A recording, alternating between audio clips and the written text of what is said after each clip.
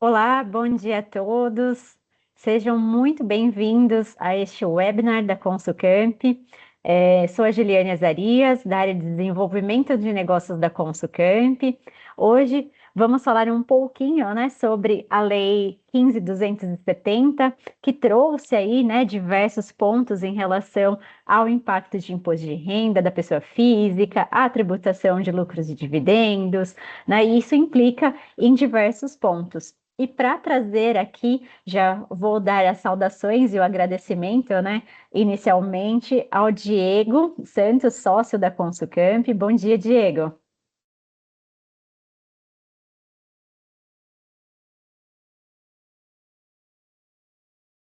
Bom dia. Bom dia, Luciana também. Luciana também é nossa sócia aqui da Consulcamp. Seja bem-vinda.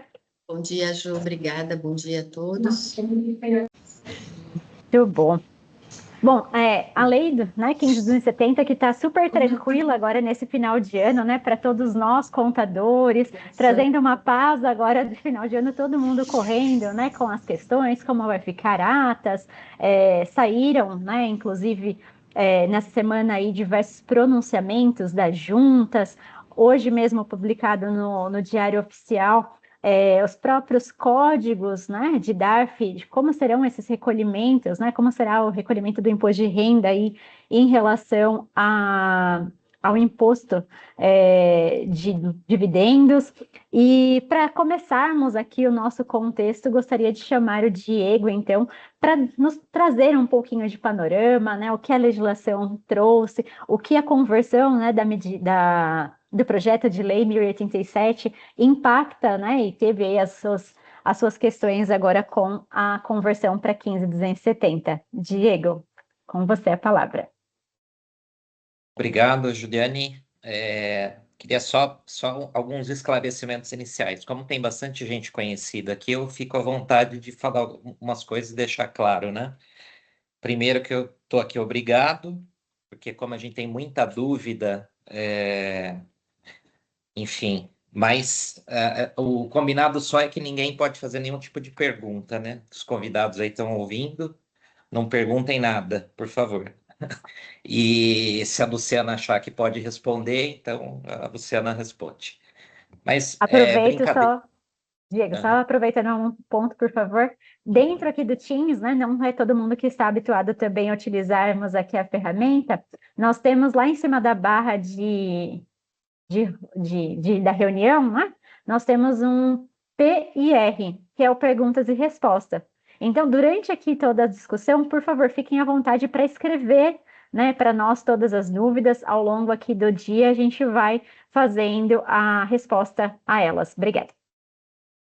É isso. Então, brincando só para enfatizar mesmo, eu acho que a gente combinou de fazer uma fala mais rápida, tanto eu quanto a Luciana, de algumas coisas que são um consenso, né, inicial, e que requer aí uma ação muito imediata de todas as empresas, porque tem deliberação importante para fazer ainda dentro de dezembro, né?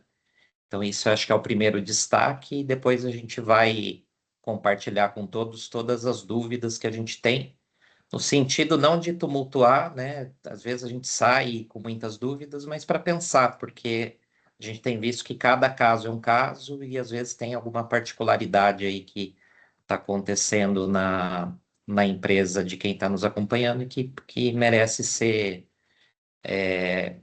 melhor endereçada, né? Então, acho que podemos lá, Juliane, de passar aí para a sequência, eu vejo só isso. Então, todo mundo acho que acompanhou bastante, né? A gente tem esse projeto de lei 1087, ele é um projeto do mês de março de 2025 e que ficou aí dormindo no Congresso Nacional durante alguns meses. Quando chegou lá para outubro e novembro, ele ganhou tração e foi discutido meio que a toque de caixa. Foi convertido na Lei 15.270. O presidente da República sancionou no final de Tem 100 novembro. pessoas na live. Algum microfone aberto aí. E sancionou o projeto no dia 28 de novembro. salvo engano,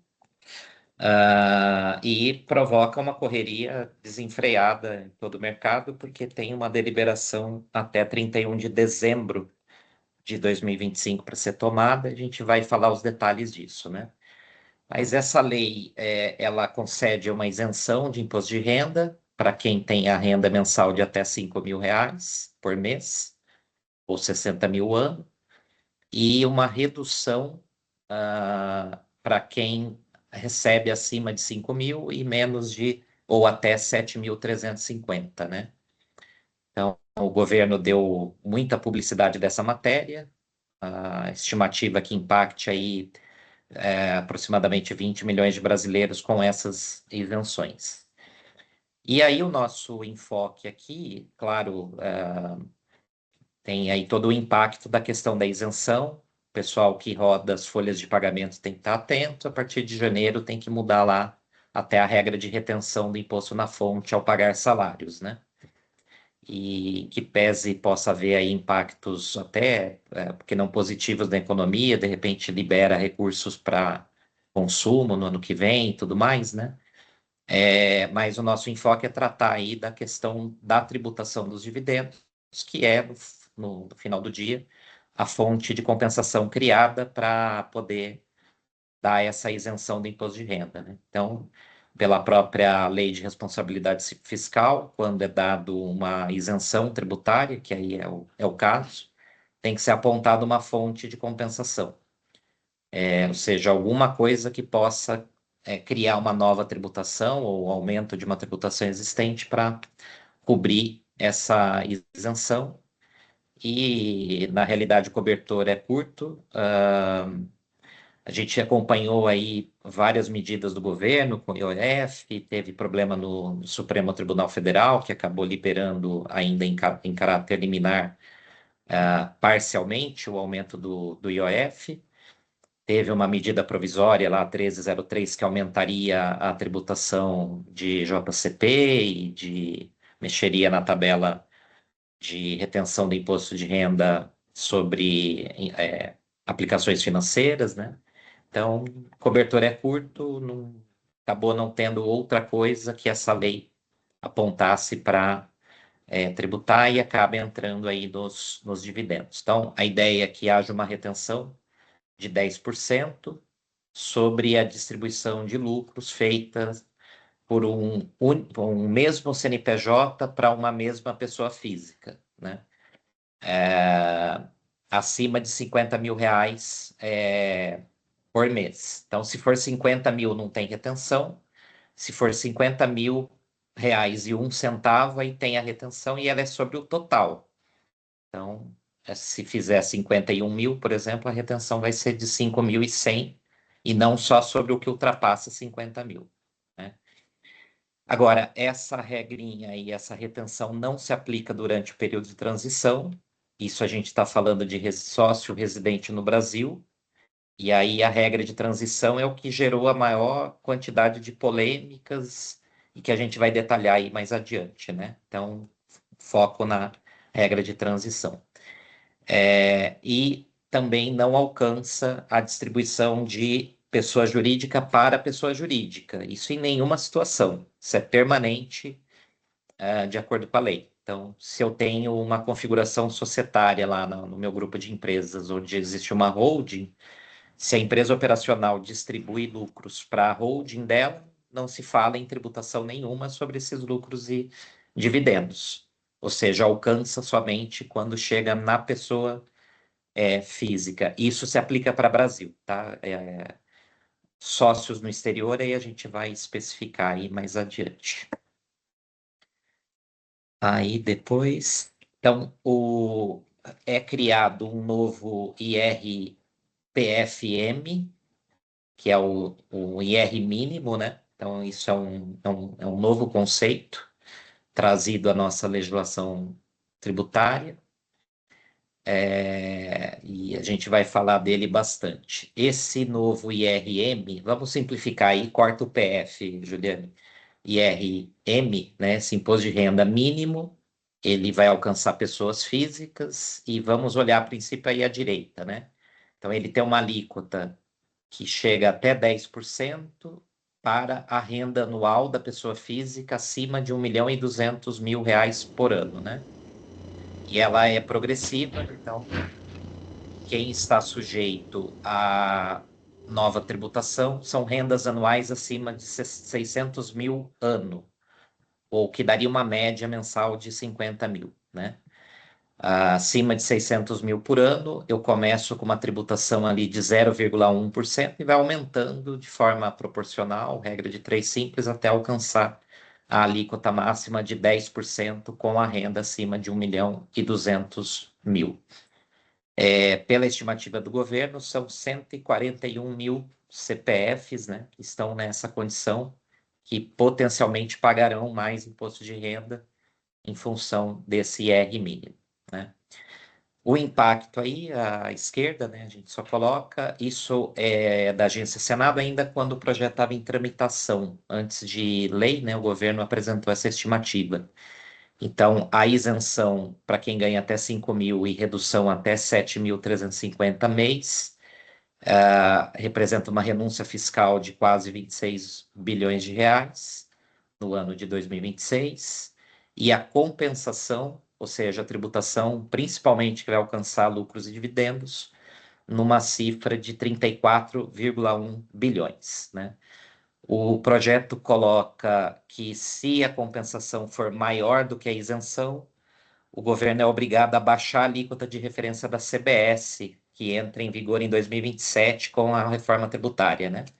Mas, não sei, sou um pouco mais cético, acredito que o risco talvez seja maior da compensação não atingir a isenção, porque justamente os contribuintes reagem com todo o direito à lei e vão cumprir aí, vão utilizar as regras de transição, que a gente vai comentar com bastante detalhe, e aí pode ser que diminua a fonte de cobertura, né?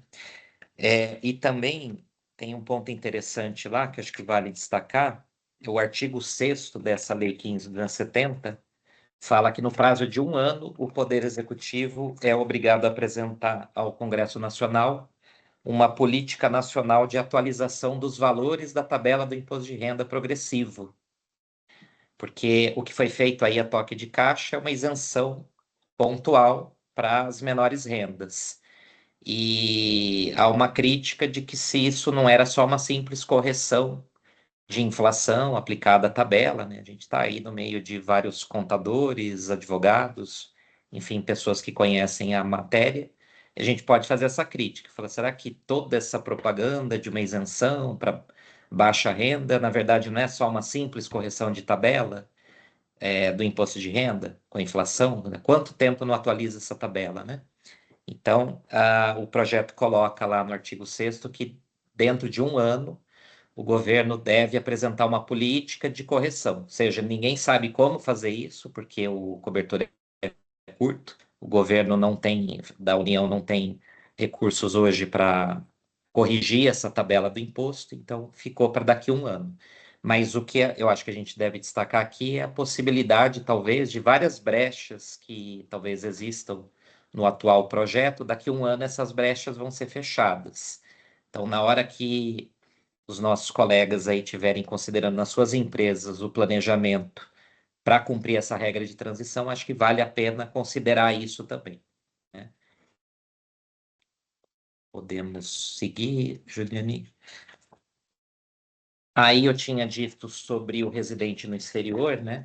Então, para esse caso, qualquer lucro ou dividendo pago, creditado, entregue, empregado ou remetido ao exterior, a partir de 1º de janeiro de 2026, ele obrigatoriamente sofre uma retenção na fonte de 10%. Independentemente se o sócio no exterior beneficiário é uma pessoa física ou jurídica, tá? Então, o exterior é diferente.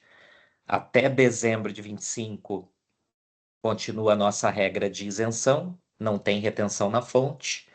Passou para 1º de janeiro, inclusive sem regra de transição, e qualquer valor que seja remetido para o exterior, ele passa a sofrer uma incidência de 10% na fonte. A única exceção prevista é ali o caso que está embaixo, né? Na tela aí para todos. Então, exceto quando o sócio dessa empresa que está aqui no Brasil for um governo estrangeiro, né? Então, uma empresa estatal em outro país, caso dos fundos soberanos, conforme a Lei 11.312, e fundos de pensão no exterior, eles não sofrem a retenção. Para todos os demais, se aplica aí a nova tributação. Depois tem um teto de tributação, a gente vai entrar em outras questões, né? Então, para quem está nos ouvindo que tem o sócio no exterior, convém olhar e procurar ter um planejamento, né, de distribuir o lucro ainda com isenção, se quiser, até 31 de dezembro de 25, fazer esse contrato de câmbio para fazer essa remessa. Virou 1º de janeiro a tributação sobre tudo, embora exista aí algumas polêmicas, aí eu acho que na nossa sessão de discussões depois a gente pode entrar nesse mérito. Diego, eu só Aí, vou já fazer uma pausa rapidinho, que já chegamos com uma pergunta aqui que seria a continuidade, né? Diante o que você já colocou em relação, né, à distribuição dos lucros, como ficariam aí com as empresas do Simples? Foi o questionamento do Renato Andretta. perfeito, tem aí, embora seja simples, a questão não é simples, com perdão do trocadilho. É que existe um conflito de leis, né? A Juliane colocou aí na tela. Então, assim, pela lei do Simples Nacional, é a Lei Complementar 123 de 2006, o artigo 14 lá, garante que os lucros distribuídos com base no lucro contábil apurado pela empresa do Simples, ele tem isenção de IR, tanto na fonte quanto na declaração anual de ajuste do sócio. Então, o Simples Nacional, vocês sabem, pela Constituição Federal, pequenas empresas no Brasil têm que ter tratamento diferenciado em várias matérias, inclusive na esfera tributária. Então, é um regime simplificado, onde arrecada um único documento de arrecadação e tem lá, entre aspas, um benefício tributário de, às vezes, a carga tributária ser menor do que para as empresas maiores. A lei do Simples, além de garantir a simplicidade de tratamento e menor carga para a pessoa jurídica, ela dá isenção de R na distribuição do lucro para o sócio. O problema está aí na direita da tela.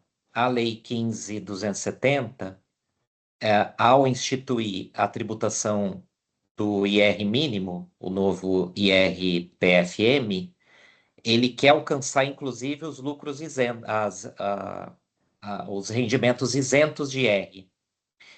Então, se a gente fizer uma leitura fria, assim, tudo bem, a lei do Simples garante a isenção, mas o sócio, na hora que ele for fazer a declaração anual de ajuste dele, lá no final do ano, ou no início do ano seguinte, se ele teve rendimentos isentos, inclusive esses do Simples, ele deveria considerar para efeito de tributação mínima. Então, vamos lá, se ele tem, aí ele tem que pegar as fontes de renda totais que ele teve no ano, prolabore que ele recebeu da empresa, aluguéis, rendimentos tributados na fonte, né, como são os de aplicação financeira, e soma, inclusive, os lucros recebidos da empresa que é do Simples Nacional. Se ultrapassar 600 mil no ano, começa lá aquela tabela progressiva do IR mínimo, né? Dizer que ele esteja sujeito a 10%. Então, a lei quer alcançar, essa nova lei quer alcançar também os rendimentos isentos, né? Aí, para a gente fechar, no caso do Simples, pela nova redação da Lei 15.270, a empresa não é obrigada a reter na fonte, porque a Juliane destacou para a gente ali em amarelinho.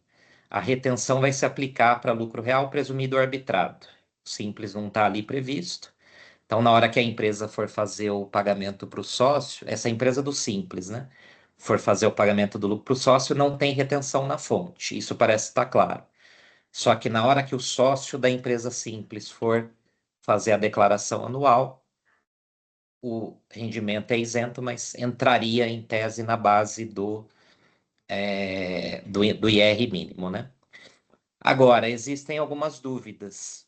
em todo o mercado, né? Porque a lei nova é uma lei ordinária e a lei do simples é uma lei complementar.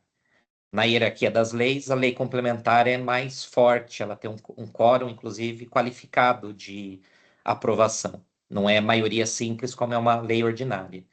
Então, a gente tem uma dúvida: será que a lei ordinária poderia contrariar uma lei complementar? Seria um ponto. Mas alguns tributaristas têm alertado, né? Alguns advogados têm lembrado de que os tribunais superiores já julgaram numa outra questão que a isenção a isenção tributária é uma matéria de lei ordinária. Então, muito embora a lei do simples seja uma complementar, a competência de lei seria originária de uma lei ordinária. Então, poderia uma nova lei ordinária revogar uma isenção dada por lei complementar. Isso a gente entra no terreno de dúvida, né? Então, sim, para simplificar, eu acho que o que a gente recomenda é aproveitar também a regra de transição, que vai ser detalhada aí na sequência.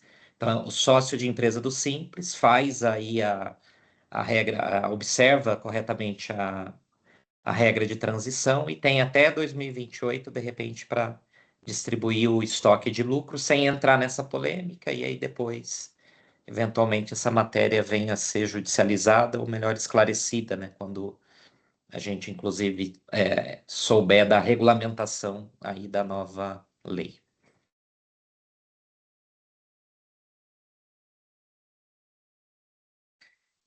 Aí acho que é bom também levar em conta que algumas rendas não estão dentro aí do novo IR mínimo.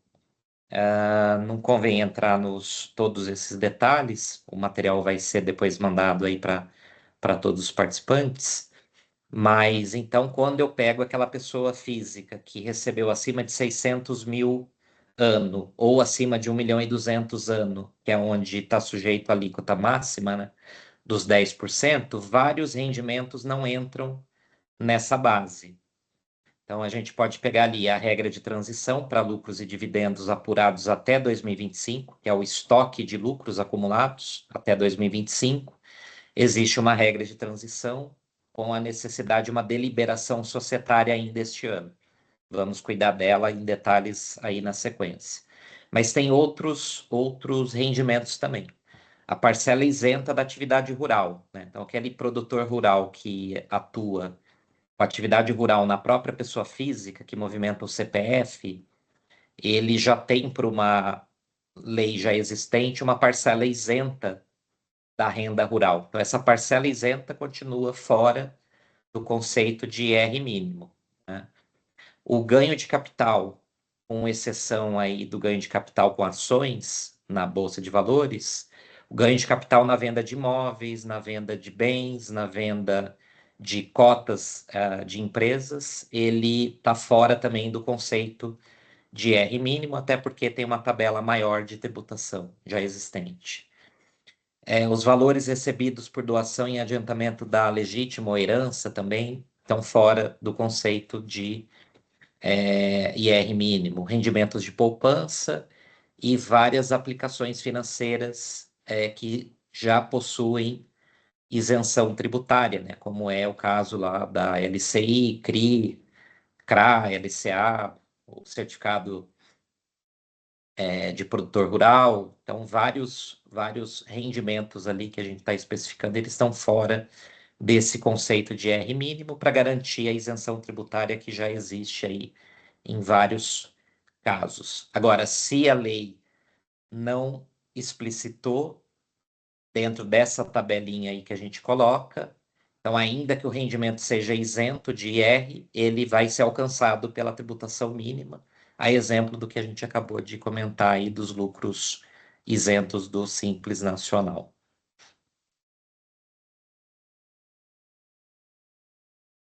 E a regra de transição, pessoal, que eu acho que é o ponto que gera a maior correria, maior preocupação, enfim, a FENACON judicializou isso, né? O SESCOM, representando aí o Sindicato Patronal das Empresas Contábeis, né?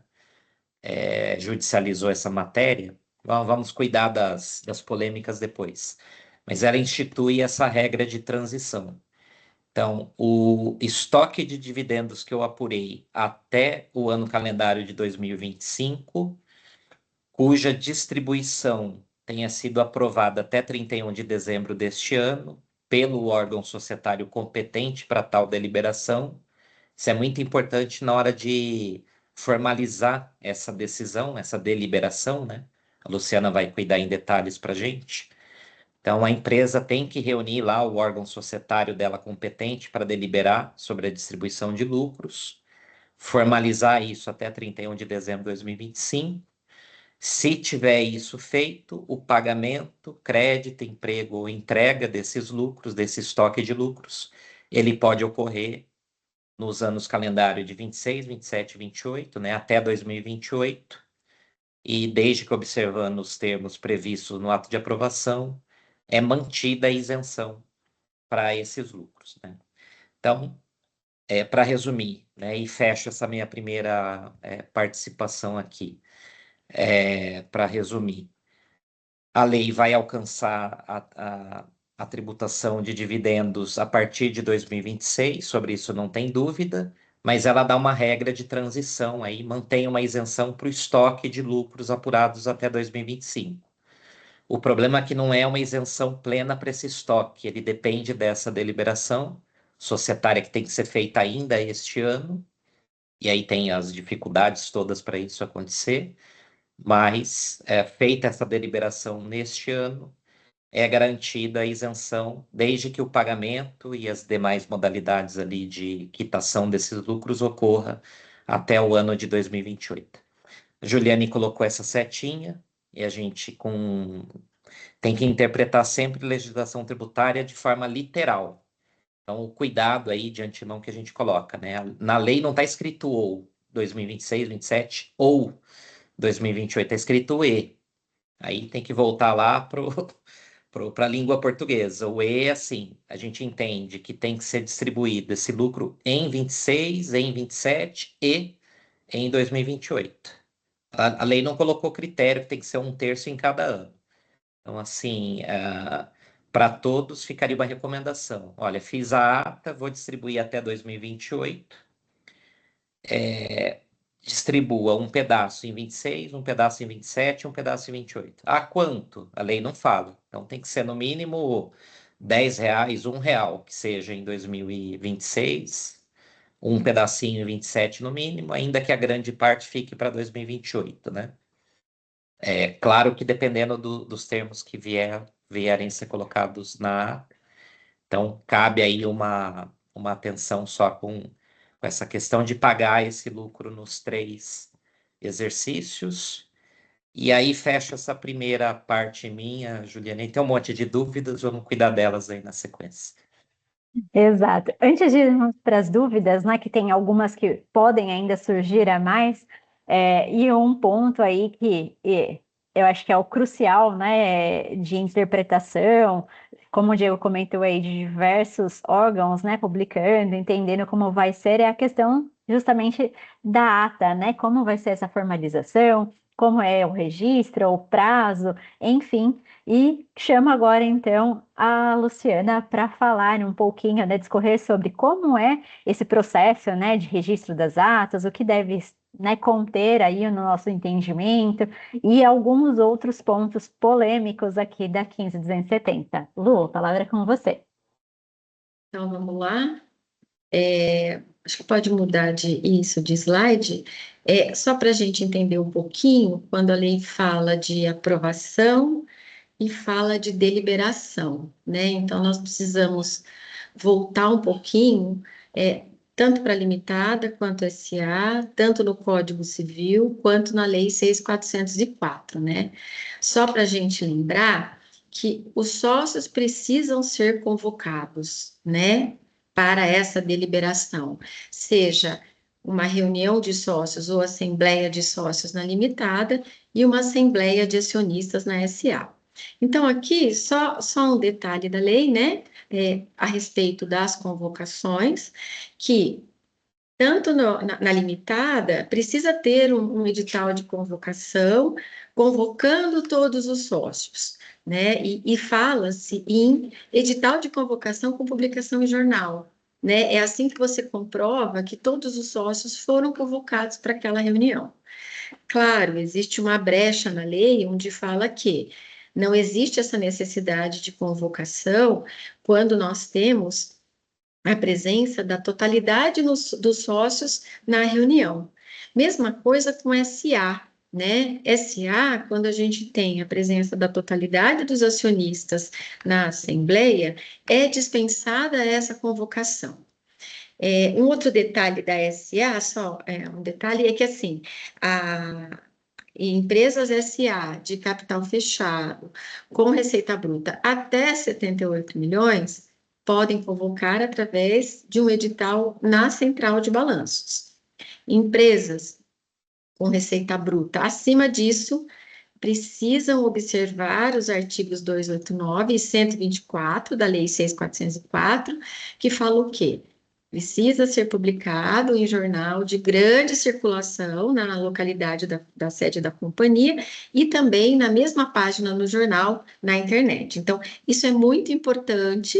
Por quê? Porque se você não tiver a comprovação da totalidade dos sócios, dos acionistas presentes, você pode ter uma exigência da junta comercial de não querer arquivar aquela ata, registrar aquela ata, e você não consegue demonstrar que você convocou todo mundo, tá? Então, o rito, né, para que essa deliberação seja feita, que na verdade são esses quadradinhos que a Juliana colocou no final do slide, você convoca os sócios, então todos estão convocados para aquela reunião. Então, aí você faz um ato, né? Um ato de aprovação, um ato de deliberação, e essa deliberação nada mais é do que a tradução disso em uma ata de reunião de sócios, assembleia geral extraordinária. Você pega essa ata e você leva para registro na junta comercial.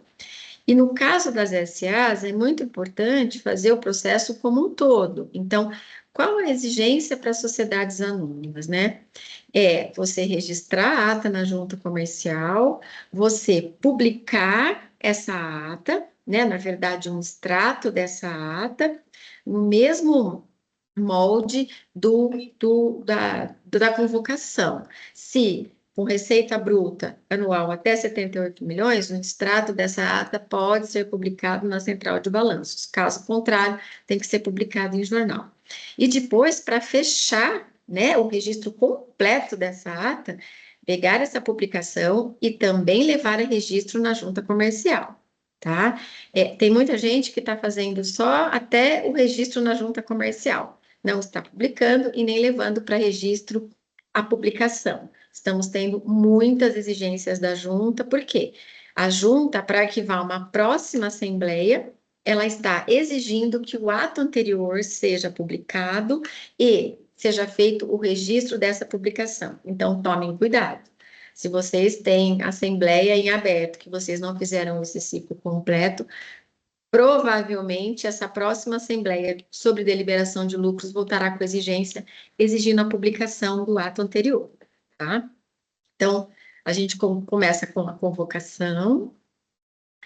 Pode ir próximo, Ju.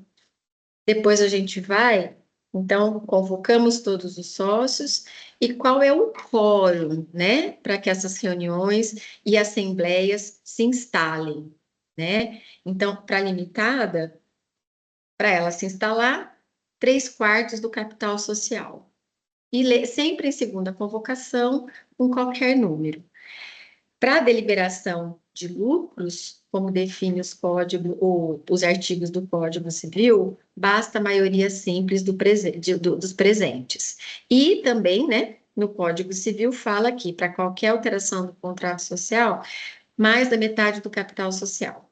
Muito importante, salvo se tiver alguma disposição contratual diversa. Por quê? Por exemplo, esse último ponto que eu falei a respeito da alteração do contrato social. O Código Civil agora está estabelecendo que para qualquer alteração do contrato, basta mais da metade do capital social, que nada mais é do que 50% mais uma cota. Acontece que esse é um artigo do Código Civil, mas muitos contratos de limitada ainda estão amarrados a qualquer alteração do contrato precisa de votos de 75% do capital social. Então, se você tiver no seu contrato social, que é 75%, você vai ter que respeitar 75%. Tá? Então, muito importante olhar o contrato social. Muito importante olhar no contrato social quais são os meios de convocação e quais são os quóruns para deliberação. Tá? Na SA, nós chamamos de ata de reunião de sócios e quando tem-se mais de 10 sócios, é chamada assembleia de sócios. Na SA, nós temos uma questão na lei que fala, numa primeira assembleia, numa primeira instalação, na primeira convocação, é exigido o voto, a presença de acionistas que representem 2/3 dos votos conferidos pelas ações ordinárias. Nós também podemos ter, na verdade, esses 2/3 dos votos de ações ordinárias nada mais é do que uma cópia do artigo da 6.404. Então, nós temos várias questões que precisam de uma instalação de assembleia com 2/3. Por exemplo, reforma de estatuto, alteração de administração, aumento de capital. Se isso estiver previsto no estatuto, a primeira convocação, a assembleia só se instala com 2/3 dos votos de ações ordinárias. Se não tiver no estatuto, nós podemos instalar a assembleia em primeira convocação com 1/4 das ações com direito a voto, tá? Então, de novo, é muito importante olhar o que está disposto no contrato e no estatuto social. Então, em primeira convocação, nós temos esses 2 quórums e em segunda convocação, sempre com qualquer número. E para as deliberações, sempre é a maioria absoluta de votos, ok? Pode passar, Ju. E aí, e já entrando, né, nos pontos importantes que nós julgamos, né, a lei fala, né, no próximo slide a gente fala, né, de um conflito entre a lei societária e a lei tributária, né, porque justamente no exercício de 2025, né, nós não temos o encerramento do exercício fiscal, então nós vamos ter um levantamento de um balancete intermediário, né? Tem empresas que estão conseguindo levantar até 30/11, outras até 31/10, então nós temos uma apuração de lucros intermediária. É muito importante que vocês também verifiquem no contrato social se existe esta previsão.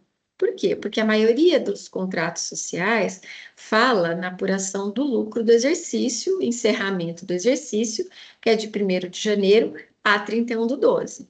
Então, se no seu contrato, no contrato social, não estiver previsto essa previsão de apuração de lucros intermediários, você precisa fazer uma alteração contratual e colocar essa previsão. Porque senão, se você estiver fazendo uma apuração de lucros intermediários até 31/10 ou 30/11, você está fora da regra do seu contrato, tá? Outro ponto, né? A questão do registro da ata. A Lei 15.270, ela fala de deliberação e de ato de aprovação até 31/12, tá? Então, ela não exige expressamente o registro dessa ata, seja na junta comercial ou no cartório. Então, assim, embora o registro, né, não seja requisito para validar essa deliberação, nós indicamos sim que essas atas precisam ser registradas na junta, principalmente porque elas asseguram, né, a oponibilidade perante terceiros e uma eventual fiscalização pela Receita Federal, né? Nós temos aí, de novo, um terreno de dúvidas, né? Nós, apesar da lei falar somente em aprovação até 31/12, nós não sabemos depois se numa eventual fiscalização a Receita vai pedir que essa ata esteja registrada, né? Ou pelo menos que nós tenhamos o protocolo, né, de registro da junta comercial até 31/12. Então, a nossa indicação é, o quanto antes você puder fazer essa ata e protocolar na junta antes de 31/12, é o melhor dos mundos. E guardem uma cópia desse protocolo, né, para mostrar que foi dada entrada na junta antes de 31/12. Só mais um ponto, para os atos, né, a Lei de Registros Públicos, a 8934, dispõe que os atos para arquivamento na junta têm um prazo de 30 dias. Então, a partir do ato de deliberação, você tem 30 dias para levar o ato na junta comercial para valerem os efeitos a partir da data do instrumento. Então, para uma SA, nós entendemos que a AGE pode ser levada, a AGE, a AGO, a Assembleia pode ser levada em até 30 dias.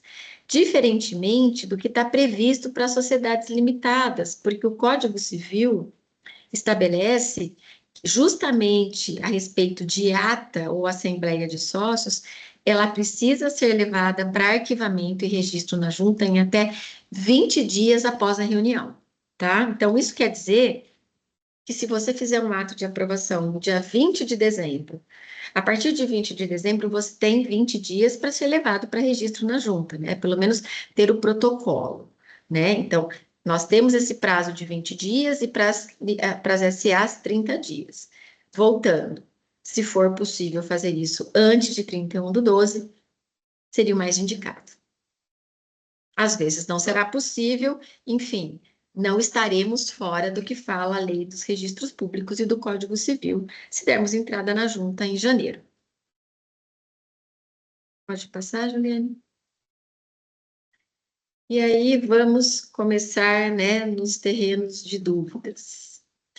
Então, a Lei 6.404, então, nós vimos que o Diego falou, né, que precisa existir esse ato de aprovação até 31/12, e que o pagamento, o emprego, o crédito e a entrega seja realizada nos anos calendários de 26, 27 e 28.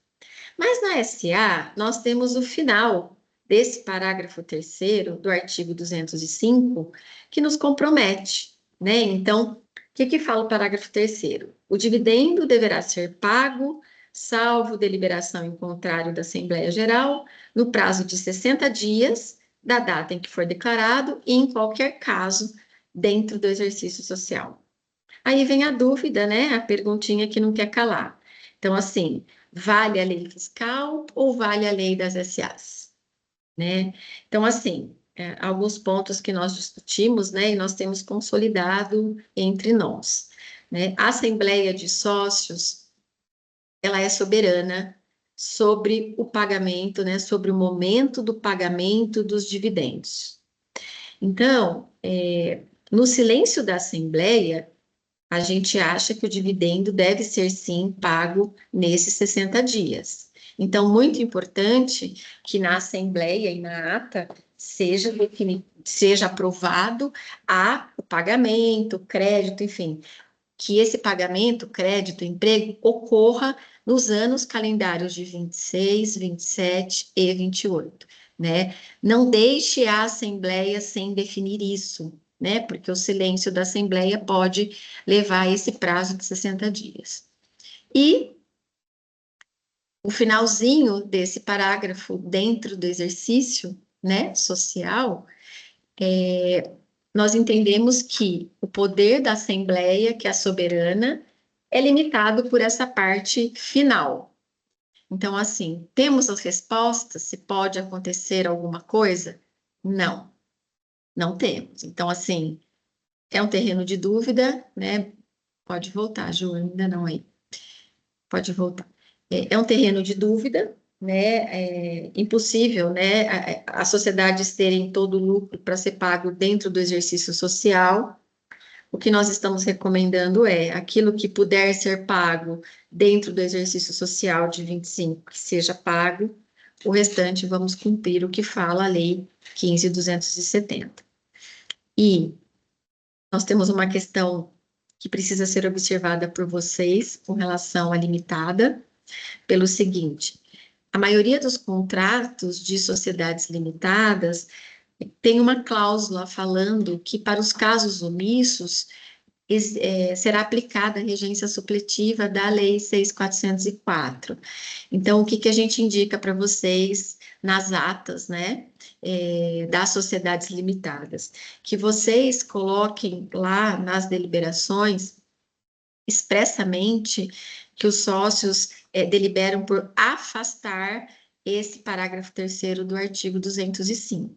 Tá? Para quê? Para que não haja problema, né? E a gente não tenha essa dúvida com relação aos pagamentos acontecerem nos anos calendários de 26, 27 e 28. Então, é muito importante que isso fique expresso, tá? Na ata de reunião que vocês vão fazer, tá?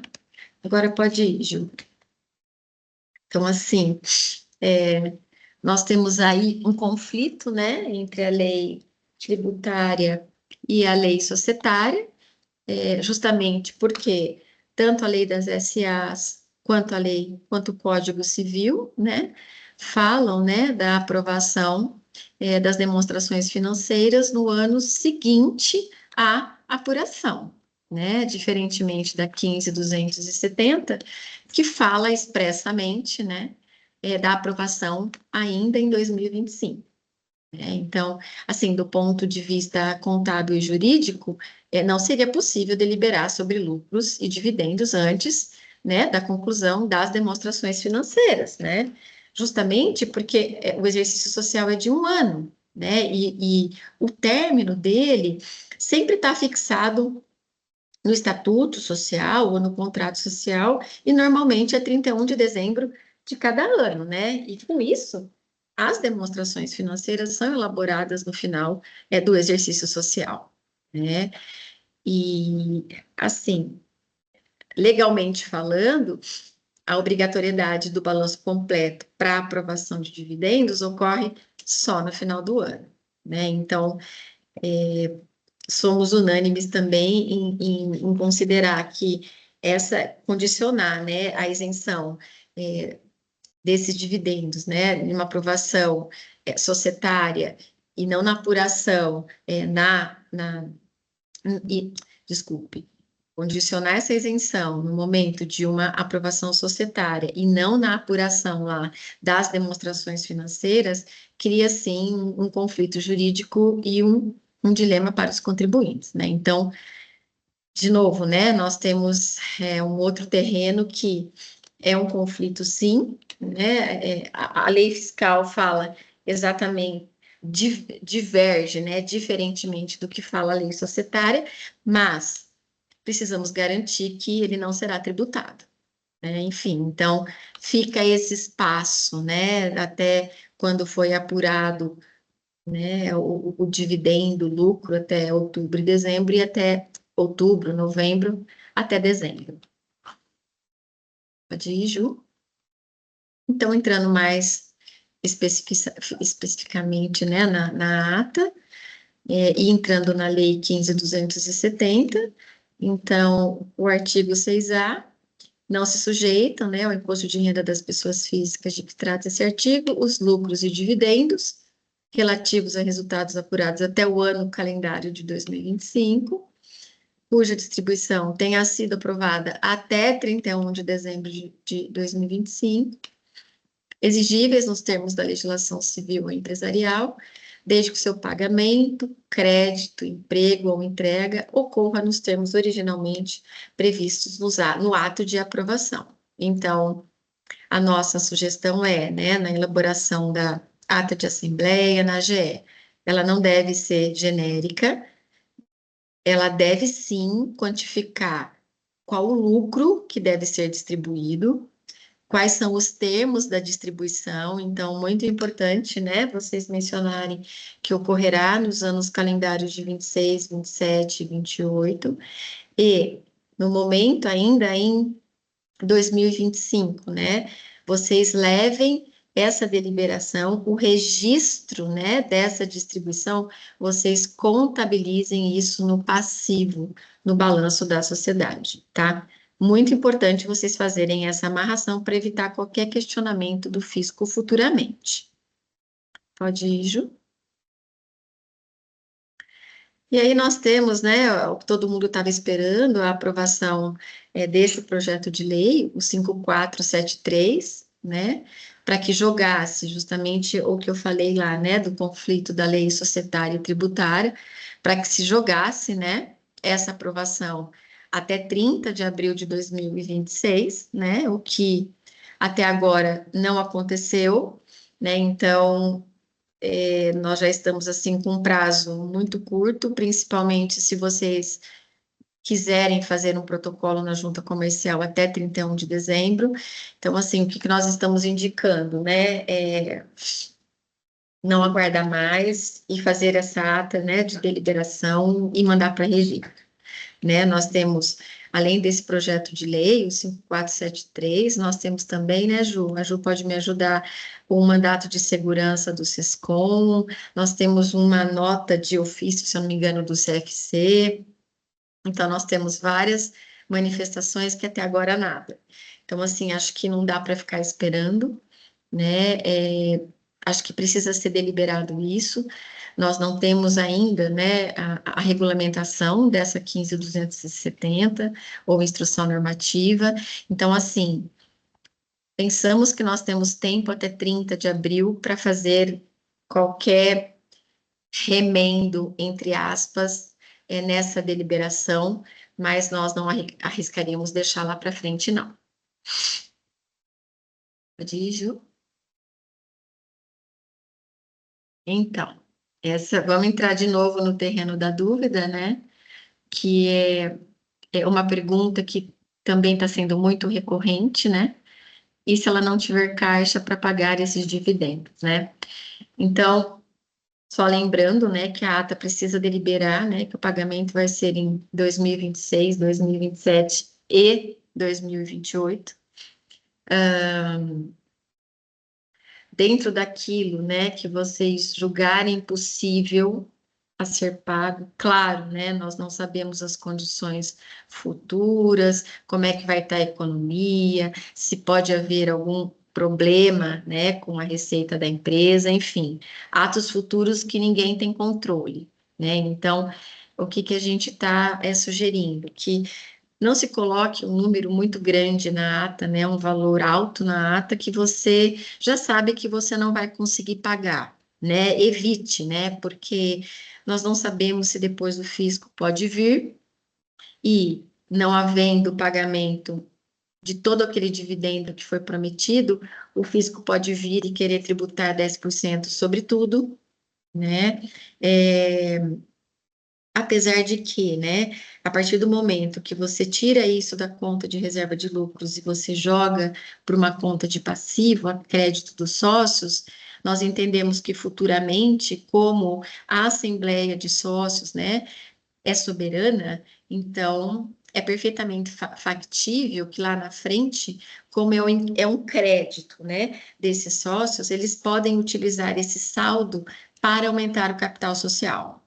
Então, até agora nós não vemos problema nisso, tá? Mas, de novo, é um terreno que gera dúvida para todo mundo. Então, assim, o que você já vê, né? Você já olhar e você verificar que não será possível, né, pagar dentro desses 3 anos, enfim, nossa consideração, né? Nossa recomendação, já capitalize, tá? E lá na frente não conseguiu pagar tudo, faça uma nova deliberação lá na frente e capitalize aquele restante de crédito que está a favor dos sócios e acionistas, tá? O que que a gente considera, né? A vantagem disso, você capitalizando, né? Você não tem, para voltar esse valor para os sócios, você não tem tributação nenhuma, né, na redução de capital e na volta disso para os sócios. Então, de repente, pode sim ser uma estratégia, né?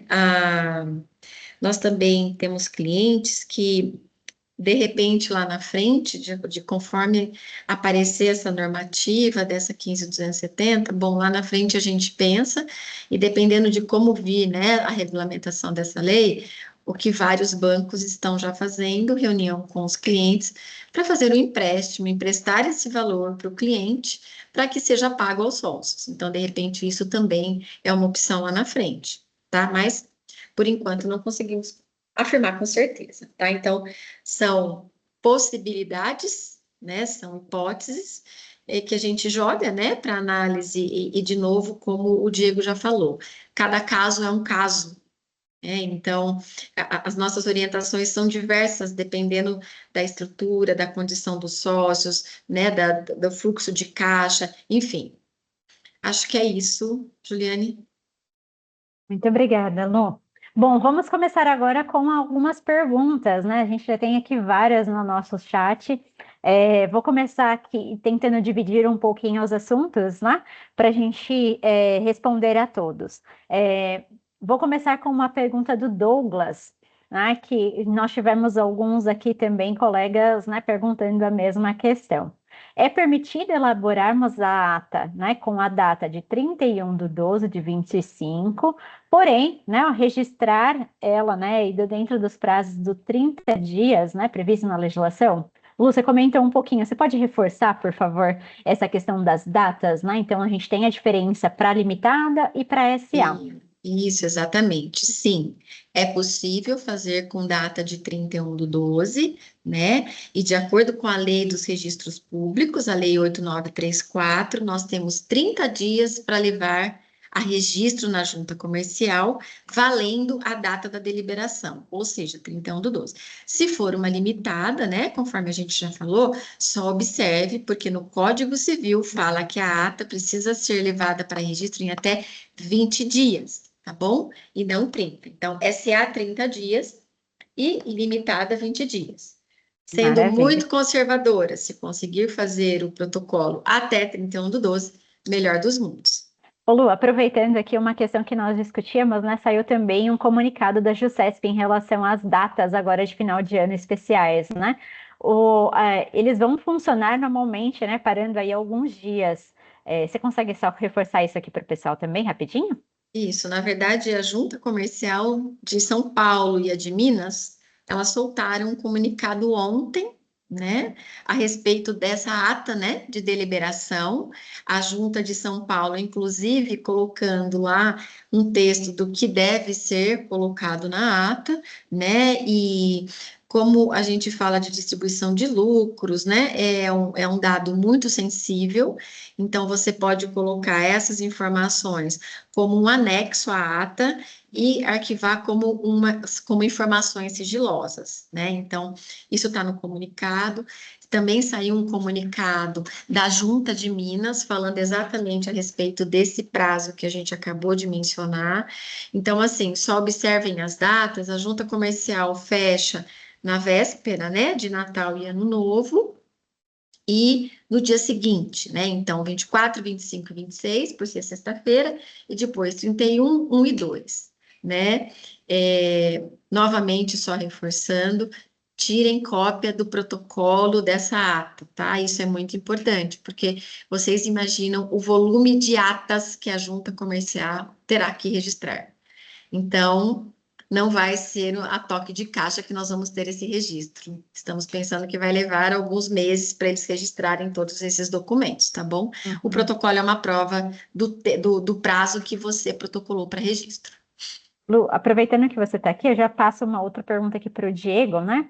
Mas acabamos de receber também aqui algumas questões falando justamente sobre a questão do registro, né? Se é obrigatório efetivamente fazermos o registro na JUSESP ou pode ser registrada em cartório. Foi uma pergunta da Araci. Nós tivemos outras perguntas também em relação a essa questão do registro, né? Então, se puder já aproveitar também, por favor, se é obrigado ou não. Só uma pitadinha ainda na anterior. Tá claro aí que você pode levar a registro dentro do prazo que a Luciana falou, com data de eficácia ainda em 2025. Mas como o seguro morreu de velho, como diz o outro, se puder assinar digitalmente a ata ou reconhecer firme em cartório, né?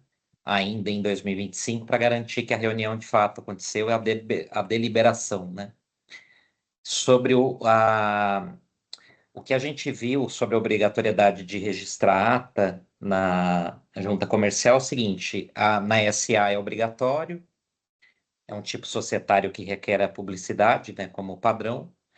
Na limitada, com mais de 10 sócios, pela regra do Código Civil, é obrigatório fazer assembleia de sócios, e o Código Civil também estabelece que quando você faz assembleia de sócios na limitada, tem que levar registro na junta comercial. A dúvida ficaria: até 10 sócios numa limitada, a gente não encontra um dispositivo legal expresso no Código Civil determinando o arquivamento. Se o contrato social prevê, tem que cumprir o contrato social. Mas se o contrato social não prevê, aí não é, em tese, obrigatório registrar essa ata, muito embora a gente já se posicionou ali num slide da Luciana. Ela falou que a gente recomenda que faça esse registro, né? E para comentar isso, muitos sócios de empresa limitada, às vezes tem 2 sócios, eles não querem expor os valores, até para uma questão de sigilo, né, das informações. Mas aí a Luciana lembrou bem, ontem a junta comercial soltou um comunicado dizendo que você pode manter o sigilo, né? Então, como ela já falou antes, né, coloca lá um anexo e pede para junta comercial dar sigilo sobre esse anexo, e aí na ata principal colocaria somente a deliberação maior ou principal. Uhum, perfeito. Aí a gente vai entrar agora numa parte, né, também aí nós tivemos as perguntas do Douglas, da Alessandra, do Sivaldo, e outros colegas também com a dúvida em relação aos períodos, né, que foi a grande discussão aí, ó, em termos, né, de encerramento, né, a legislação esqueceu que a gente trabalha, né, e as empresas funcionam aí até o 31 de dezembro, né? Então, muitos estão questionando em relação ao período, né? Então, se a gente consegue utilizar um balancete intermediário, né? Então, como um exemplo, outubro ou novembro, a depender de quando, né? A gente ter aí a contabilidade encerrada, né? E se, por exemplo, né, em termos contábeis, a gente poderia utilizar então os balancetes, né, para fazer aí esses levantamentos e apuração, e já emendo a questão também aqui em relação a detalhamento de valores, né? Então, eu preciso efetivamente destacar quais os valores estão distribuídos ao sócio A, B, C e assim por diante.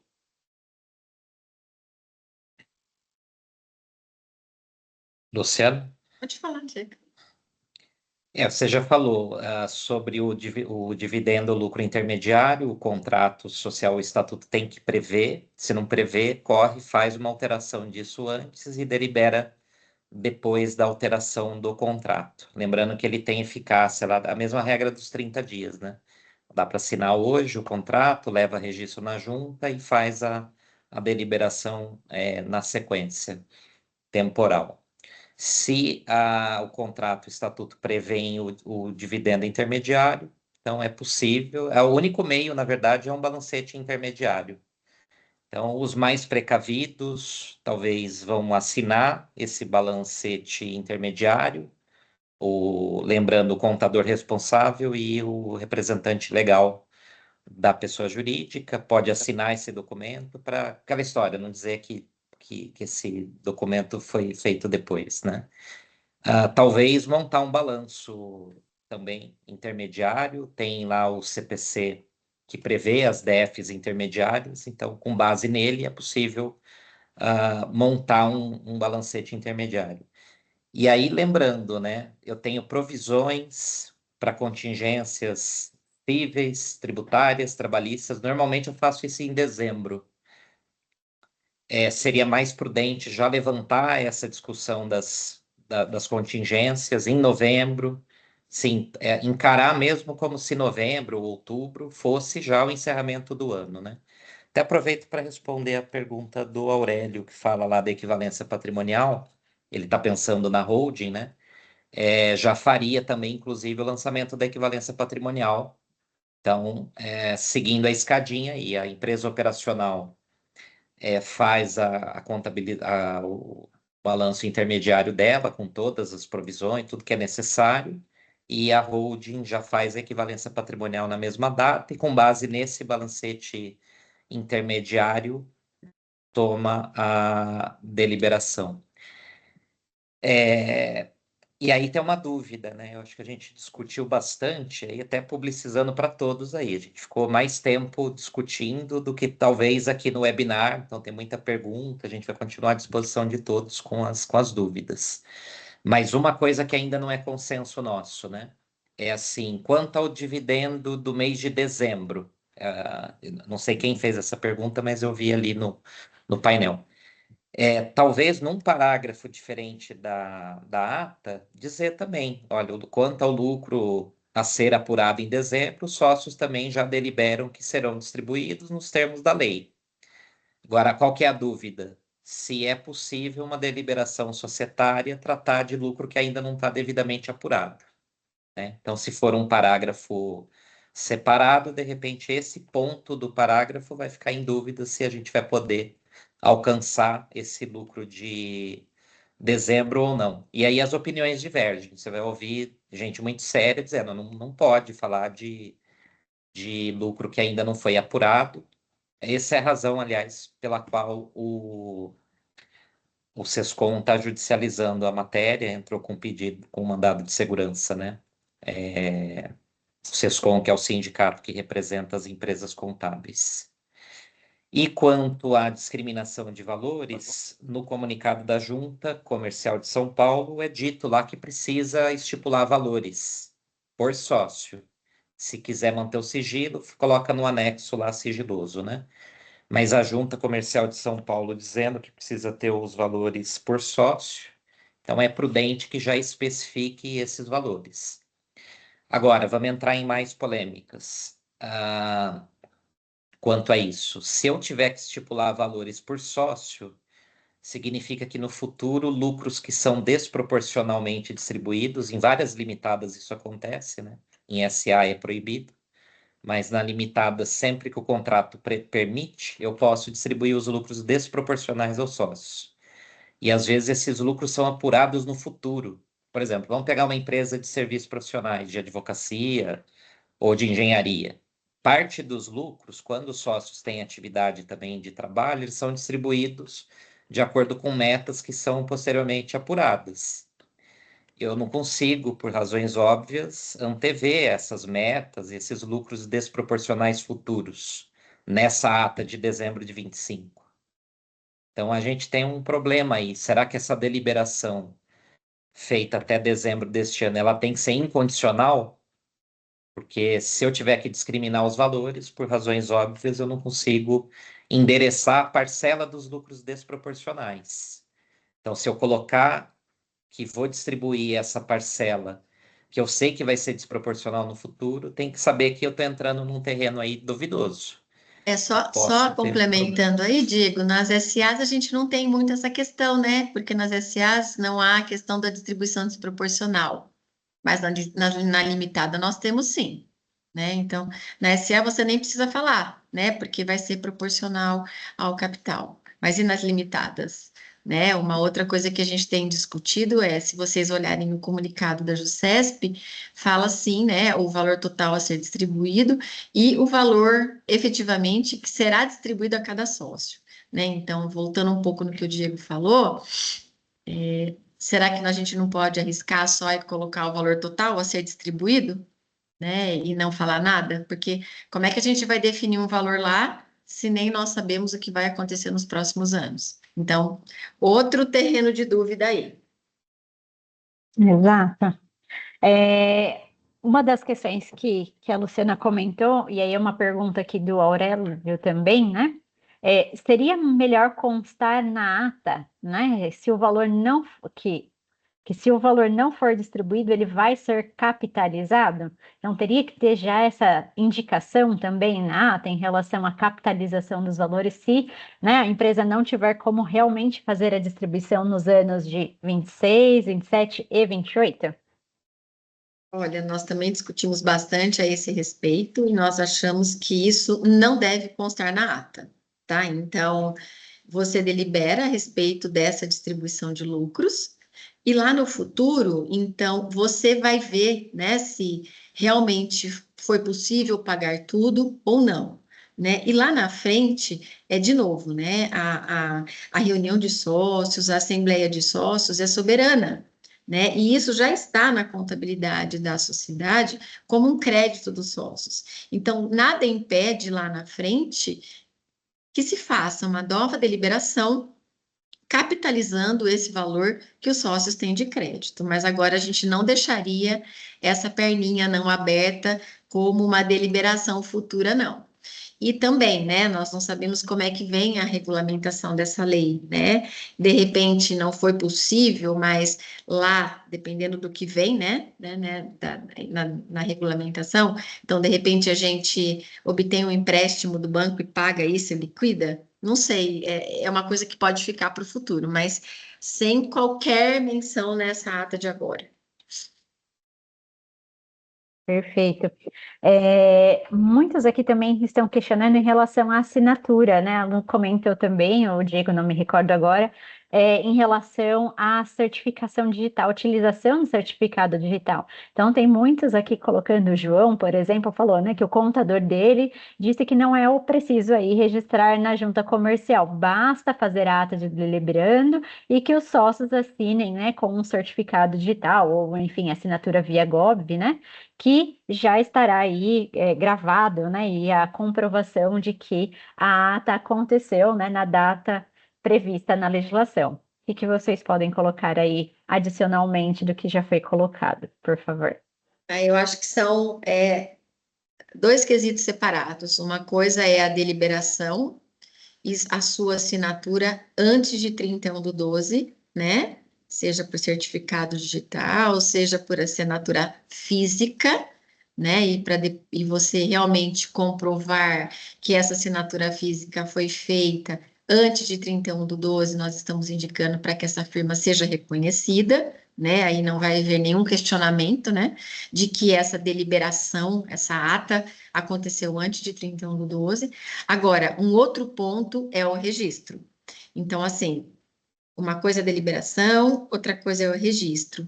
Nós estamos indicando, sim, que na medida da, né, sendo possível, registre, sim, na junta comercial, né? Então, a lei de registros públicos fala do registro, o Código Civil também fala do registro, né? Então, assim, a menos que os sócios estejam cientes que podem ter algum problema por não registrar, a nossa indicação é registre na junta.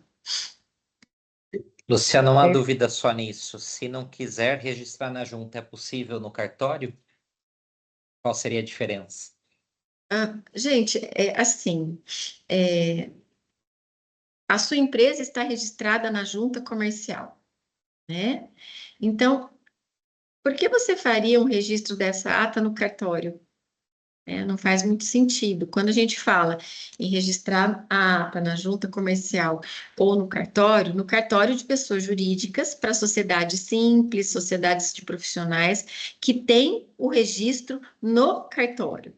Então, assim, fazer o registro desse documento, onde a sociedade tem o registro no prontuário da sociedade, porque lá vai ficar registrado que você fez o arquivamento de uma deliberação falando a respeito dos lucros, tá? Então, ou cartório, no caso de sociedade simples, ou sociedade de profissionais, sociedade de profissional regulamentado, ou junta. A gente não vê muito sentido fazer o registro de uma ata de uma limitada que tem um registro na junta, num cartório. E cartório de títulos e documentos, quando a gente registra, é só para efeito de conservação de documento, e não que ficou uma deliberação registrada no prontuário da sociedade, tá? Nós tínhamos recebido também antes de iniciar aqui o webinar, um questionamento de um cliente nosso, né? E aí eu vou direcionar ao Diego que a gente estava discutindo sobre esse ponto, né? Lá no artigo 16A, né, justamente, né, fala sobre a questão de sócios, né, no exterior e nacionais. O ponto aqui da dúvida, né, do nosso colega é que lá no artigo 10, né, no uso aí combinado da distribuição aprovada, mais o exigível nos termos da legislação civil ou empresarial, mais o pagamento, né, que nós temos em relação aí à determinação da 15.270, né, justamente aí prevista também no ato de aprovação, poderia ser afirmado, né, que no caso de sócios estrangeiros, a distribuição também precisa acontecer ainda em 2025 para evitar a tributação dos 10%, né? Então, visto que a questão do exterior, né, a gente não tem esse período de transição, né, a gente precisaria realmente ainda distribuir esse valor em 2025 para que não exista, né, esse custo adicional aí, essa tributação adicional? O terreno de dúvida zero seria sim distribuir, fazer a remessa de câmbio dentro de 2025, né? Ou a capitalização também, né? Joga para aumento de capital agora em 2025. Lembrando, não necessariamente isso vai ser uma carga extra de tributação, porque tem vários países com um acordo para evitar bitributação assinados com o Brasil, em que esse dividendo já é tributado atualmente lá no exterior e permite a compensação do imposto pago eventualmente no Brasil sobre esses lucros. Então, se isso acontecer, não necessariamente é uma carga adicional. Aí cada empresa estrangeira tem que olhar para essa questão. Mas assim, entrando na dúvida, vocês vão encontrar interpretações de gente muito séria dizendo que deveria a regra de transição também se aplicar aos estrangeiros, né? E acho que não convém entrar tanto na tecnicidade dos dispositivos legais, mas pelo que a Juliane colocou ali na dúvida, era assim: se a gente for lá na Lei 9249, que o artigo 10º dela foi alterado para responder essa dúvida. Quando a gente olhar o parágrafo 5º desse artigo 10º, ele aparentemente não coloca que a regra é só para residentes no Brasil. Porém, tem um trecho importante lá nesse parágrafo 5º. Ele fala nos termos do caput. Quando a gente vai para o caput do artigo 10 alterado, está dito lá que se trata de regra para domiciliado no Brasil. Então, cuidado até com o site do Planalto, da Presidência, que às vezes, se você abrir a Lei 9249, ainda não tem a redação alterada, que é a vigência só a partir de 1º de janeiro de 2026. Pode ser que isso também ajude a provocar a dúvida, né? Então, assim, existe uma dúvida legítima, mas está nos parecendo que... E estamos, assim, tentando antecipar como vai pensar a Receita Federal, acho que é praticamente garantido que venha uma instrução normativa dela. Não sei se ainda até dezembro, e aí se fizer, de repente a gente tem que fazer outro webinar, gente, já fica o convite aí. Vamos ver se é possível, né? Ou se essa IN vem só no ano que vem. Agora, tem uma outra dúvida também, que é o seguinte: qual que é o fato gerador da tributação? Porque se eu faço uma ata na empresa estrangeira de que ela vai distribuir aos sócios, mas o pagamento vai ocorrer no futuro, qual que é o fato gerador? Se a empresa já é devedora do sócio estrangeiro, já foi para o passivo dela. Então, o lucro foi distribuído no ano 2025 com a regra de isenção. E aí a gente vai encontrar interpretações por aí que dizem, nesse caso, não tem nem prazo limite de 2028, porque a lei não fixou, no caso do estrangeiro, a regra que tem que pagar até 2028. Veja, então a gente entraria aí numa outra discussão. Veja como são as coisas. No mais conservador, no caso do sócio estrangeiro, seria pagar dezembro, sem dúvida. Não é à toa que os bancos estão aí oferecendo até alguns empréstimos estruturados específicos para endereçar essa questão, né? A ideia de distribuir esses lucros. Mas, se a gente for esticar a corda para outra interpretação aí mais arrojada, não teria nem o prazo de 2028.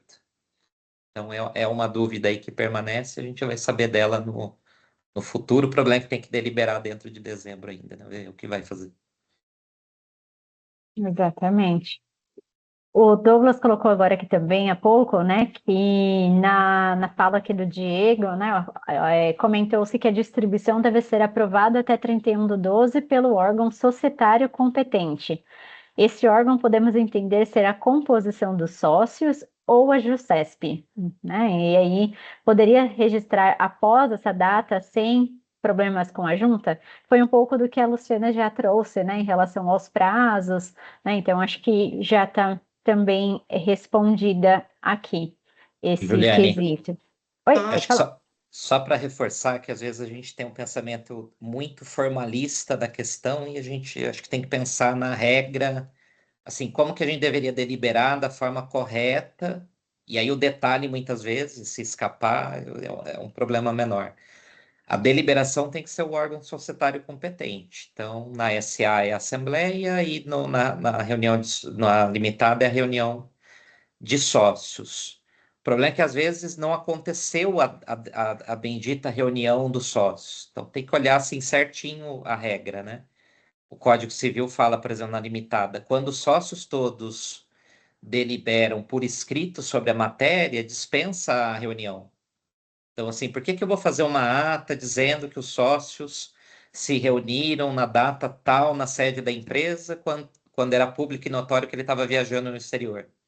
E se ele assinar digitalmente a ata, inclusive, em alguns casos, acho que fica o IP lá registrado, que ele não estava na sede da empresa. Então, assim, tomar cuidado para realmente fazer a deliberação, né, e colocar nos termos da ata exatamente o que aconteceu, né? Perfeito. O Adriano questionou também, né, sobre o pagamento dos dividendos deliberados, né, em relação a se eles devem acontecer ainda em 2025. A gente já colocou alguns pontos, mas eu somo aqui a um conceito que a gente discutiu bastante internamente, né, nas nossas discussões internas aqui, em relação ao artigo 6A, né, que ele fala justamente sobre a questão do conceito do pagamento, o crédito, emprego ou entrega, né? Então, acho que existem aí algumas divergências de interpretação, inclusive da própria Receita Federal. Queria que o Diego também trouxesse um pouquinho dessa discussão e já respondendo aí o questionamento aqui do Adriano, por favor. Bem, a Luciana pode rebater aí à vontade, mas, de novo, cuidado com o que escreve na ata, porque se você colocar, por exemplo, deliberei e vou pagar em 2026, 27, 28, um terço e não pagar um terço certinho, isso pode ser questionado. Aí eu vou para uma versão de ata um pouco mais genérica, coloco até 2028. Será que não é melhor colocar que o pagamento até 2028? Que aí eu pago um pedacinho 26, 27, 28, eu cumpri. Se eu escrevi até, me parece que sim, né? Agora, se eu fizer a ata e colocar só pagamento, aí a Luciana falou: olha, eu posso aumentar o capital lá no final se não tiver caixa. Mas na ata eu escrevi pagamento. E aumentar o capital social, será que é emprego dos lucros? A lei permite fazer 4 coisas, né? Pagamento, crédito, entrega ou emprego. Então, se eu aumentar o capital lá na frente, será que não é emprego e não pagamento? Então, como que eu escrevo na ata? Eu escrevo pagamento, crédito, emprego ou entrega? Eu vou para uma ata um pouco mais genérica ou eu tenho que especificar? Então, as opiniões vão divergir, cada um vai ter que tomar uma decisão, gente, É, de como escreve, né? E só uma coisa, Luciano, talvez a questão seja assim, ela tem que ser uma deliberação incondicional. Se for, eu tenho que ser um pouquinho mais conservador e determinar exatamente o que vai ser feito depois. Agora, se a gente entender que a deliberação não é assim tão incondicional, então, em tese, a ata pode ser um pouco mais genérica para cobertar as várias possibilidades. Como que você vê, Luciana? acho que só complementando um pouquinho, é uma questão muito séria, né? Você colocar as condições na ata, né? Nós estamos vendo pessoas que falam, olha, os lucros serão pagos em 12 parcelas no ano de 26, em 6 parcelas no ano de 27. Eu acho que assim, nós estamos prometendo uma coisa futura que de repente não há necessidade, né? Então, assim, o quanto mais incondicional for, dentro daquilo que a 15.270 está pedindo, nós estamos achando melhor, mas há casos e casos. Por exemplo, nós temos o caso de um cliente de uma SA. Qual foi a solicitação do cliente? Eu preciso colocar a forma de pagamento. Então, que serão parcelas mensais ou serão parcelas bimestrais, semestrais, enfim. Por quê? Porque senão os demais acionistas virão querendo tudo adiantado no ano que vem. Né? Então, de novo, né? São casos e casos. Será que eu realmente preciso colocar na ata para eu evitar qualquer questionamento dos outros sócios, os acionistas? Então, assim, sim, né? Você vai ter problema com eles porque vão querer o pagamento de adiantado. Então, vamos colocar, né? Então, ou não, a gente pode ser o mais incondicional possível? Maravilha, é o que a gente indica. Para que eu vou colocar condições ali que a gente não sabe se vai conseguir cumprir? Perfeito. Luciana, não, só para comentar também o Adriano, que talvez a pergunta lá que ele fala tem que ocorrer ainda em 25, se for SA, a Luciana colocou ali o conflito de legislação, né? Então, o mais prudente seria pagar em 2025, sim. Mas, Adriano, você vai encontrar a companhia aberta, inclusive, que já publicou fato relevante. Tem uma companhia, eu não vou falar o nome, tá? Se vocês quiserem, vocês começam o alfabeto de trás para frente. Pega as companhias abertas brasileiras, que não são tantas, infelizmente, pega da letra Z e volta no alfabeto, procura o fato relevante.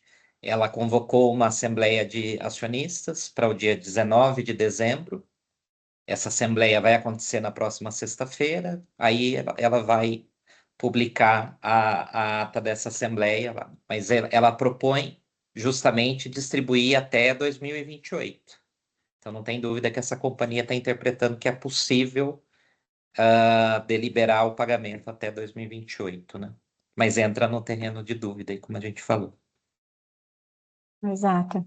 É, aqui também, voltando um pouquinho do que foi falado, né, e as nossas discussões em relação a participar de forma híbrida, né, aí das reuniões, né, da assembleia ou da reunião, o Aurélio ele também perguntou, né, então se pode ser, né, realizado aí a participação por videoconferência e confirmar a presença.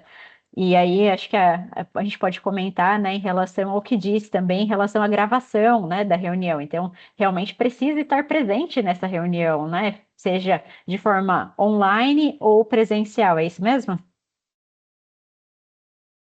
O Código Civil foi alterado, inclusive no contexto da pandemia, e inseriu o artigo 1080-A no Código Civil. Ele fala que a presença pode ser digital, a reunião pode ser semipresencial, né, na eventualidade de ter alguns presentes e outros online, e ela pode ser totalmente digital.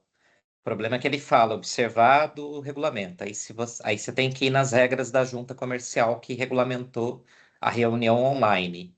Então, se esse for o caso da empresa, convém tomar um cuidado extra. Será que essa reunião tem que ser gravada?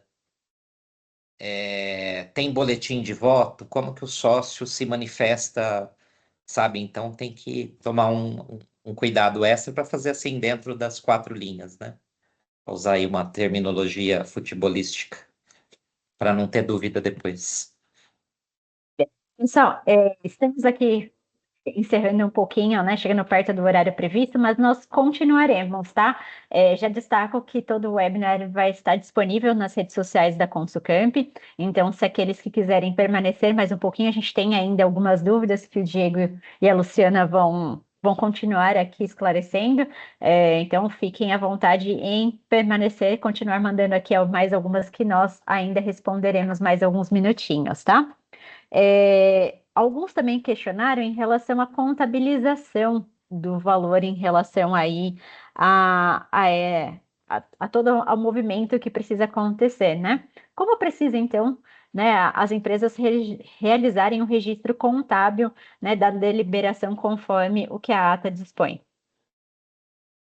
Bela pergunta. A gente entende que tem que contabilizar já, tirar do patrimônio líquido lá dos lucros acumulados e colocar no passivo, né, da empresa esses lucros, porque é uma deliberação que é incondicional naquele momento e a lei garante a isenção caso os lucros sejam exigíveis nos termos da legislação civil empresarial. Exigível é dívida, né? Tem que ser dívida e contabilizado como tal. Agora, é preciso fazer isso, contador, não pode sair de férias antes de fazer o registro? Aí, lembrando, assim, se o reporte dele oficial for o SPED contábil lá em junho, de repente pode esperar até junho, que é o SPED, para fazer o lançamento lá na contabilidade, sem dúvida nenhuma. E tem todas as implicações aí para seguir. Exemplo, a empresa participa de licitação, ela precisa garantir determinados índices de capital de terceiros, passivo exigível, então tem que ter noção do efeito colateral dessa contabilização, né? E outro, não sei se a gente ainda vai ter tempo de discutir nesse detalhe, mas se não tiver, tem matéria para futuras discussões, futuro webinar. A empresa lucro real que faz JCP, será que convém prometer que vai distribuir a totalidade e abrir mão da economia de JCP? Ou não? Porque tem alguns planejamentos que a gente tem feito na prática que coloca assim, como o JCP está na mesma cesta de tributação mínima do novo IR, e ele já paga 15% na fonte, ele pode ser um instrumento a ser utilizado depois de 2029, inclusive, para calibrar pagamentos entre JCP e lucro, mantendo a isenção dos dividendos. Tá? Não dá para a gente detalhar muito sobre isso, mas tem que fazer um exercício de futurologia, de planejamento lá na frente e levar isso em conta. Tem casos que convém não distribuir a totalidade para não perder o JCP, sabendo que o JCP vai ajudar no futuro também. Diego, complementando aí a questão das contabilizações, a Semana acabou de colocar aqui para nós, né? A dúvida em relação a como vai ser efetivamente. Eu vou deixar no passivo circulante, vou deixar no exigível a longo prazo, vou dividir isso conforme, né, os períodos aí que nós teremos até 2028. Como que vai ser aí essa classificação dentro da contabilidade lá do passivo? Então, sou eu que seguiria a ata. Se ela especificou uma parcela para 2026, me parece que seria passivo circulante. Agora, se ela falou que é até 28, aí talvez seja todo não circulante, né? Tem lá uma questão, se a gente olhar em normas contábeis, é dito que quando eu prometo algo para o sócio, ele sempre é não circulante porque ele não é exigível, né? Mas assim, pela lei, aí, se a gente fizer uma interpretação conjunta de tudo, contabiliza conforme a ata foi lavrada, né? Da deliberação que foi feita. Perfeito. Como você abordou aí a questão do JCP, também o Wellington comentou aqui, né? Se o IR retiro na fonte, né, mantém os 15% ou já teve aí alguma alteração em relação ao percentual? Mantém por enquanto, isso estava na MP 1303, ela caducou, o Congresso não votou, então continua sendo 15%, embora haja projetos de lei, eu não sei nem se é o mesmo 5473 que foi mencionado, querendo aumentar a alíquota, mas por enquanto permanece os 15%. Maravilha. A gente também falou aqui bastante na questão mais de atas, né? Mas quando a gente fala da distribuição ou da proporção aí dos rendimentos, né, dos sócios, qual cuidado, ou enfim, o que que a gente precisa observar também quando os rendimentos das empresas, né? Vamos pensar em um único sócio, pessoa física, ele tem ali a participação em duas, três empresas, ele recebe os rendimentos, recebem os lucros, né? De diversos CNPJs. Quais cuidados ele precisa observar aí com a 15270? Primeiro, ele fez a ata em todas as empresas onde ele participa, para escapar tanto da retenção quanto da tributação, e até 2028 ter tranquilidade na vida. São 3 anos aí para. Mas indo além disso, né? Tem empresas que já distribuiu totalmente o lucro agora e no ano que vem vai se ver, fez a ata bonitinho, mas acabou o lucro e ele já tem que entrar nos lucros gerados a partir de 2026. Aí não tem o que fazer, né? Então vamos tratar desse. Tem 2 momentos de tributação, isso é bem importante falar. Tem uma antecipação sempre que uma mesma pessoa jurídica distribua acima de 50 mil no mesmo mês para uma mesma pessoa física. Então, se ele tem várias empresas e fizer 49 mil em cada uma delas, dá para compor aí quase o valor que for e não vai ter retenção. Porém, a tributação na declaração de ajuste vai ser aferida lá no final do ano. E aí, se ele tiver uma renda acima de 600 mil ou de 1.200.000, né? Aí todas as fontes vão ser somadas para efeito da tributação mínima, né? Se ele teve excesso de retenção sobre os lucros ao longo dos meses, lá na frente for devido um percentual menor, ele tem restituição dessa antecipação, né? Ou o contrário, se ele fez essa política de pagar menos que 50 mil nas várias empresas, não teve retenção ao longo do ano, lá no final, quando apurar o definitivo, às vezes ele vai ter que complementar esse imposto. Então, esse é o tipo de coisa de colocar numa planilha e estar bem assessorado com o contador para estar antevendo e planejando, né, essa execução toda. Perfeito. A Lu voltou aqui. Dentro dessa questão também, em termos de planejamento, impactos que a gente tem, né? A gente tem a questão aí das holdings, né? Familiares, as SCPs e o planejamento aí patrimonial. Tem alguma questão que a gente consiga destacar e cuidados também em relação a esse planejamento, né? Porque a partir de agora a gente tem aí muitas contas a serem realizadas, são muitos Cs, né? A gente viu o JCP, a gente viu a questão aí de aumento de capital.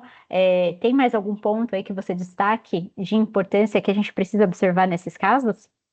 Eu acho que agora é o momento da gente pensar também de fazer uma reorganização societária, né? Porque, como nós vimos, tudo aquilo que chegar nas pessoas físicas vai ser tributado. Então, de repente, nós temos uma pessoa física que tem várias empresas operacionais e que os lucros estão chegando da empresa operacional para a pessoa física e a pessoa física colocando em outro operacional que está precisando de caixa.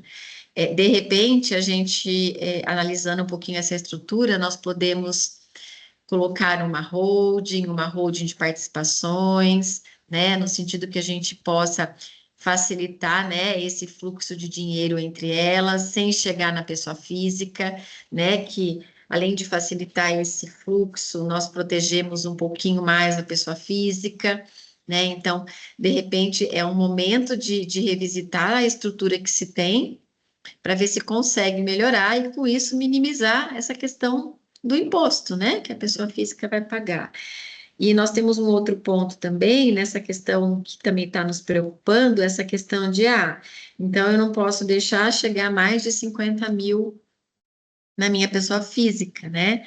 Nós temos de novo aquela conversa da distribuição disfarçada de lucros, porque já tem muita gente falando que então eu coloco as minhas despesas dentro da empresa, né? Então ela paga o meu convênio, ela paga o meu carro, enfim, tomem muito cuidado com isso, né? Porque essas são contas que não são da empresa, são dos sócios.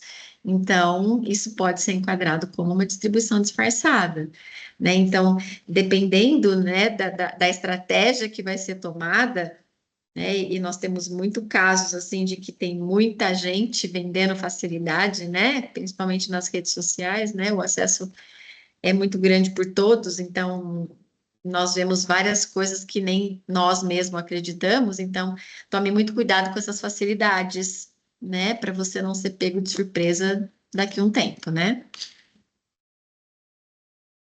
Perfeito. Pessoal, mais alguma dúvida? Eu acho que daqui do que eu visualizei, né, de questionamentos que nós tivemos aqui ao longo da live, acho que nós respondemos aí praticamente todos os casos. salvo de repente algum outro que eu não citei o nome, mas nós respondemos aí a pergunta como um todo. De antemão, gostaria de agradecer a presença de todos aqui na live, né? Eu acho que é um momento aí muito importante. Teremos, né, possivelmente aí novas edições, né? Ah, tem ó, mais uma pergunta aqui que acabou de chegar, ó, do João, em relação ao que a Lu acabou de falar, né? Como tiraria os lucros da holding sem pagar impostos? Então, A gente tem, vou até fazer uma provocação também, que é o seguinte, às vezes a gente tem a holding, tem muitas empresas com muita disponibilidade financeira, e lembrar, eu tenho uma aplicação grande, que gera um rendimento, esse rendimento numa empresa lucro real paga até quase 40% de imposto sobre esses rendimentos. Na pessoa física, além dos instrumentos ali de isenção, LCI, LCA, que tem isenção de R, se eu for para uma aplicação mais tradicional, é 15 essa carga. Então, assim, agora a gente está preocupado em pagar 10%, mas nunca foi uma preocupação pagar mais de 20 pontos percentuais acima. Então, acho que é um momento de olhar para a estrutura empresarial e tomar uma decisão assim, bastante estruturada, rever os caminhos, como a Luciana também colocou, né? Agora, a dúvida específica, eu me perdi, Juliane, me lembra. em Fui falar relação uma coisa? a se existe aí alguma forma de tirar os lucros da holding sem haver a tributação do imposto, né? Que foi um pouquinho do que a Lu comentou, de repente, de planejamentos de fazer aí aumento de capital, fazer depois uma futura redução de capital. Eu acho que entra um pouquinho nessa discussão que a Luciana trouxe aí no decorrer da explanação inicial E do analisar objeto, caso né? a caso, Ju, tem que Exato. analisar caso a caso, quais são as possibilidades, né? Nós podemos já fazer uma doação para os filhos e descarregar um pouco nos filhos, porque nós temos dois pontos, né? Nós temos a questão dos 50 mil no mês, e depois lá no final do ano, nós temos a questão do acima de 600 mil, né? Então, acho que são dois pontos que precisam ser analisados, né? Porque lá na declaração de ajuste anual, lá no final, né, bem como como o Diego pontuou, lá soma-se tudo, né? Então, que mais rendimentos eu vou ter lá que eu vou ultrapassar os 600 mil? Ah, tudo bem. Para mim, já é o suficiente não ser retido 10% mês a mês? Tudo bem. Mas e os demais rendimentos que vão ser somados lá?